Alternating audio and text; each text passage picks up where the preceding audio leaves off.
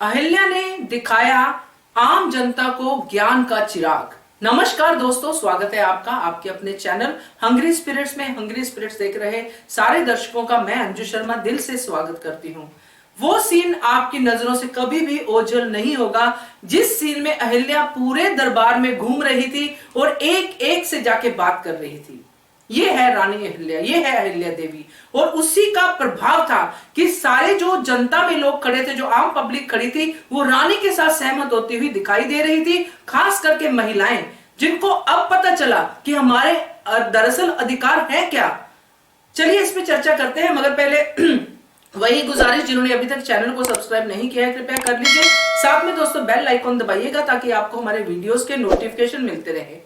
अहिल्या देवी ने जब शास्त्रों की बात की, उससे शास्त्रार्थ किया और वो सब बातें कह के सामने लेके आए कि क्या है औरतों के अधिकार, तो प्रजा में चर्चा होना बनता ही था दोस्तों।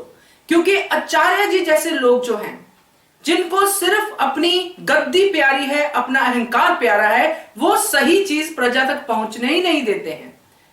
प्रजा तक क्यों, अपने चेलों तक भी नहीं पहुंचने दी। वो भी बेचारे किताबें खोल के देख रहे थे कि कहां पे लिखा है।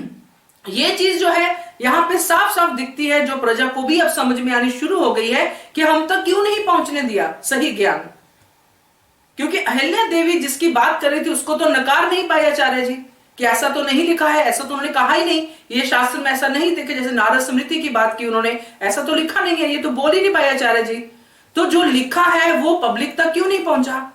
आप ही तो है ना, आप बोलते हो कि मैं जो है भगवान का दूत हूं, तो भगवान के दूत ने जो रचना की हुई है जो शास्त्रों में, उसको सही तरीके से पब्लिक तक पहुंचाया क्यों नहीं? वही रचनाएं क्यों पहुंचाई, वही श्लोक क्यों पब्लिक तक पहुंचाए जिससे उनको डर लगे, जिससे वो उनकी और पूजा करें, आचार्य जी की जय, आचार्य जी की जय यही बोले, क्यों पहुंचाए? इसी से साबित हो रहा था कि आचार्य जी कैसे बने। क्योंकि अहिल्या देवी ने उनकी पोल खोल के रख दी कि आप तक ये ज्ञान तो पहुंचा ही नहीं है। इससे ना सिर्फ मेल बल्कि फीमेल्स की भी आंखें खुल गई कि हमारे बारे में इतना कुछ लिखा हुआ है। हम तो अभी तक इसी इंफिनिटी कॉम्प्लेक्स में जी रहे थे कि हमें तो जीने का ही अधिकार नहीं है। इस डर से जी रहे थे कि विधवा होगी तो हमें ऐसा जीवन जीना पड़ेगा, है ना। तो ये सारी चीजों को लेके अहिल्या देवी जिस तरह से, मेरी तो तबीयत खुश हो गई दोस्तों, जिस तरह से वो चल रही थी, जिस तरह से वो बोल रही थी। उन्होंने इतनी अच्छी अच्छी एग्जांपल्स दी। डायलॉग राइटर को मेरा सैल्यूट है, इतना अच्छे डायलॉग लिखे हैं। जैसे उन्होंने समंदर की लहरों की बात की कि उनको अपनी मर्यादा पता है और वो खुश रहती है अपनी मर्यादा में। अगर पिंजरे में आप खुद उनकी मर्यादा तय करोगे तो फिर वो कैसे खुश रहेंगे? पर काट दोगे तो कैसे खुश रहेंगे? तो ये सारी बातें जब अहिल्या देवी बोलती है तो वो प्रजा ही नहीं, हम और आप भी इससे खुश होते हैं। हम अपने इर्द गिर्द देखते हैं कि हमारे इर्द गिर्द कोई ऐसा अन्याय तो नहीं हो रहा।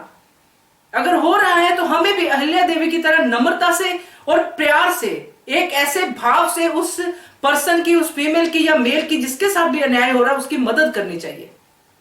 तो मुझे तो हर एक ऐसे जो अहिल्या देवी के डायलॉग्स होते हैं, जो उनकी बातें होती हैं, उसमें बहुत कुछ सीखने को मिलता है दोस्तों। अब प्रजा की आंखें खुल चुकी हैं, ये हमने देखा है। क्योंकि जब लास्ट सीन जो देखा था हमने, जिसमें आचार्य जी बोलना चाह रहे थे कि मेरे पीछे पीछे लोग बोले, है ना, तो कोई नहीं बोल रहा था, है ना, तो कोई उनके साथ नहीं खड़ा था।